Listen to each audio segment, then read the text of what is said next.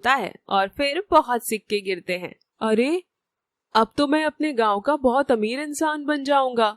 अगर मैं इस पेड़ को ही काट के अपने घर ले जाऊं तो हर रोज बहुत सारे सिक्के गिरा लूंगा। अगर किसी एक समय की बात है, एक छोटे से गांव में श्याम नाम का किसान रहता था। वह बहुत लालची आदमी था। अगर मेरे पास ज्यादा खेत होता तो मैं आराम से घर बैठकर खाता, 2-4 मजदूर रख लेता खेतों में काम करने के लिए। तुम तो कुछ करते नहीं हो, बस ज्यादा पैसा ज्यादा खेत हो, ऐसा ही खाली सोचते रहते हो। सोचने से कुछ नहीं होता। ऊपर वाले ने सबको बुद्धि दिया है, पर तुम्हें नहीं। पहले तो जंगल जाओ और कुछ लकड़ी लेकर आओ, वरना शाम को खाना नहीं बनेगा, क्योंकि लकड़ी नहीं है, भूखा रहना पड़ेगा।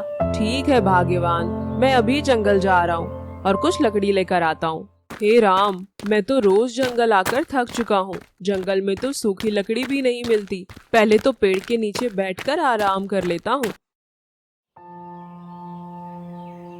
फिर कुछ देर बाद श्याम वहाँ से चल देता है।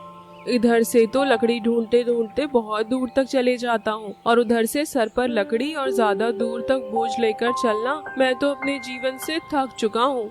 श्याम ऐसे बोलते हुए कहते हुए बहुत दूर तक निकल जाता है। हाँ, यहाँ पेड़ अच्छा है, आज इस पेड़ को ही काटूंगा। और फिर वही एक पेड़ के नीचे बैठ जाता है। पहले तो कुछ देर तक आराम कर लेता हूँ, क्योंकि जब लकड़ी लेकर जाऊंगा तो बार बार रखने उठाने में परेशानी होगी। फिर श्याम लकड़ी काटने लगता है और कुछ देर बाद लकड़ी लेकर वापस आने लगता है। हे राम, आज तो लकड़ी बहुत वजन का हो गया, घर तक कैसे पहुँचाऊंगा? यहीं कहीं अच्छे पेड़ के नीचे लकड़ी रखकर आराम कर लेता हूँ। अभी तो घर भी बहुत दूर है। हाँ, यहाँ पेड़ के नीचे छांव भी है, इसी के नीचे आराम कर लेता हूँ। फिर श्याम पेड़ के नीचे लकड़ी को रखकर आराम करने लगता है। फिर कुछ देर बाद, अब चलता हूँ, आज तो बहुत ज्यादा थक चुका हूँ। जैसे ही श्याम पेड़ को पकड़कर उठता है, यह क्या है? यह तो सोने के सिक्के लगते हैं और पेड़ से कैसे गिर रहा है? श्याम बहुत खुश हो जाता है, जैसे कि उसकी थकावट अचानक गायब हो गई हो। श्याम एक बार पेड़ को फिर छूता है और फिर से 2 सिक्के गिरते हैं। यह पेड़ तो कोई जादुई पेड़ लगता है, जो छूने से सोने के सिक्के गिरते हैं। श्याम फिर से 2-3 बार और छूता है और फिर बहुत सिक्के गिरते हैं।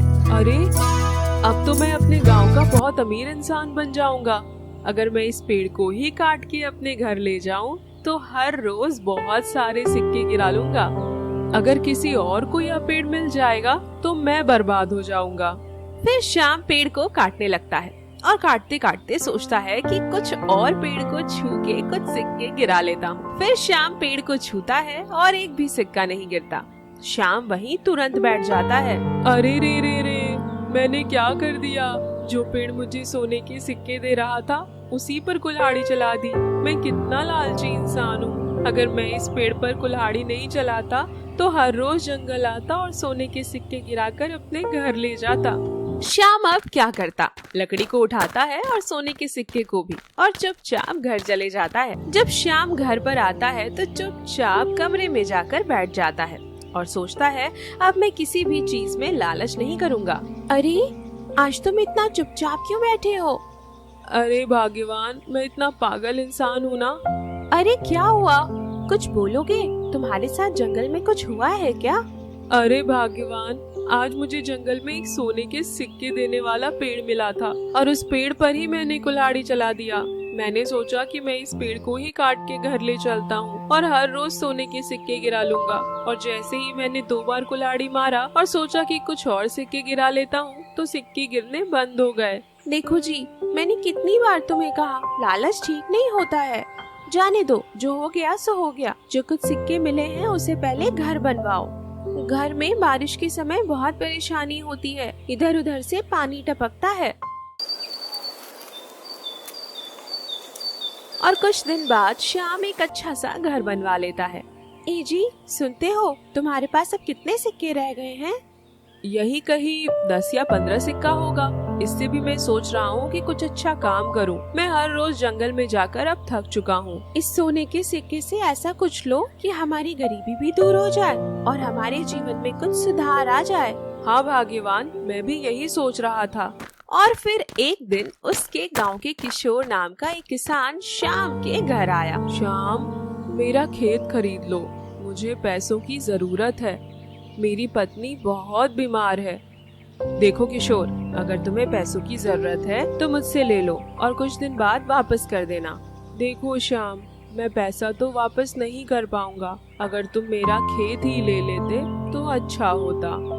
तुम अगर नहीं लोगे तो मैं सरपंच के पास जा रहा हूँ। ठीक है किशोर, जब तुमको बेचना ही है तो मैं ही खरीद लेता हूँ। और श्याम उसको पैसे दे देता है और उसकी जमीन खरीद लेता है। अब दूसरा दिन।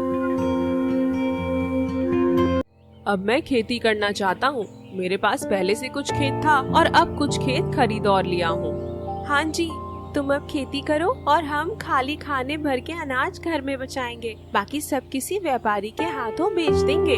और अगले दिन से ही खेतों में काम पर श्याम लग जाता है।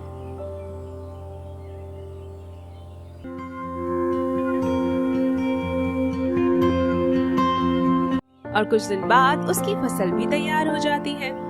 मेरा दिल तो बहुत खुश हो गया अनाज देखकर। मेरी मेहनत रंग लाई। श्याम जब फसल को घर लाया तो देखते ही रह गया। इतना सारा अनाज, मैं इसको कल ही किसी व्यापारी के हाथों से बेच दूंगा। देखो ना आज अपनी मेहनत का फल। तुम तो कभी मेहनत करते नहीं थे और खाली सोचते रहते थे कि मेरे पास ज्यादा पैसा हो, ज्यादा खेत हो। देखो जब आज तुमने मेहनत की तो आज हमारे पास पैसा भी है और खेत भी। हाँ, मुझे अब समझ में आ गया कि मेहनत से ही सब कुछ हासिल किया जा सकता है। और फिर दूसरे दिन श्याम व्यापारी के हाथों अनाज बेच देता है। श्याम अब खेतों में खुद काम नहीं करने लगा था। वह एक मजदूर को रख लेता है जिसका नाम धनीराम था। वह उसका खेती करने लगा। उसी गांव में एक सरपंच था। देखो, कभी शाम को लोग देखकर कहते थे कि मजदूर का बेटा है, और आज देखो शाम के पास हमसे ज्यादा खेत है और हमसे अच्छा घर भी। सरपंच श्याम को देखकर जलने लगा था, क्योंकि सरपंच चाहता था मैं अपने गांव का सबसे अमीर इंसान रहूं। सरपंच फिर एक दिन अपने गांव वालों को इकट्ठा करता है। अरे, खेती से कोई इतना अमीर कैसे बन सकता है? इसकी जरूर कोई चाल है इसमें। देख श्याम, तू लोगों के साथ गलत कर रहा है। तू दूसरों के खेत खरीद कर उन्हें उजाड़ रहा है। सरपंच जी, देखो, मैंने कोई जोर जबरदस्ती से उसका खेत नहीं खरीदा।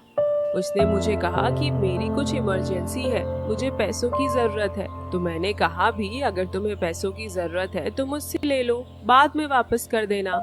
लेकिन यह बोला कि तुम नहीं लोगे तो मैं सरपंच के पास जा रहा हूँ, तो मैंने ही खरीद लिया। सरपंच चुपचाप रह गया। एक दिन जब सरपंच अपने खेत की बर्बादी पर बैठा था, बारिश की कमी और पुराने तरीके से परेशान, तब श्याम वहाँ पहुँचा।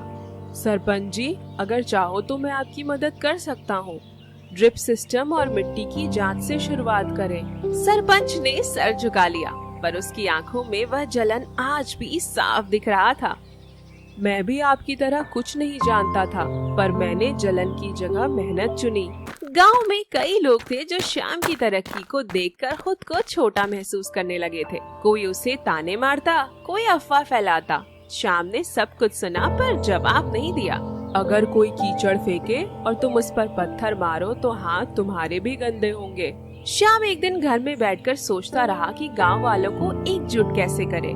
श्याम एक दिन गांव वालों को इकट्ठा करता है। देखो भाई, आप लोग एकजुट रहकर अगर कुछ काम करते हो तो वह काम जरूर सफल होगा। सरपंच भी वही था। श्याम, मुझे माफ कर दो। जिसे हमने कभी कमजोर समझा वही आज हमारा गांव संवार रहा है। मैं एक बार और बोल रहा हूँ श्याम, मुझे माफ कर दो। आज मैं तुमसे सीखने के लिए तैयार हूँ। श्याम मुस्कुराया।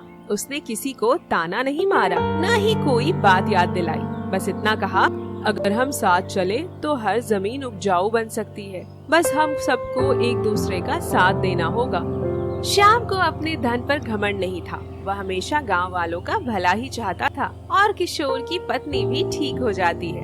गांव वालों को श्याम की बात ठीक लगी और सब एकजुट रहने लगे। उस दिन के बाद गांव में सिर्फ फसलें नहीं, रिश्ते भी लहलहाने लगे।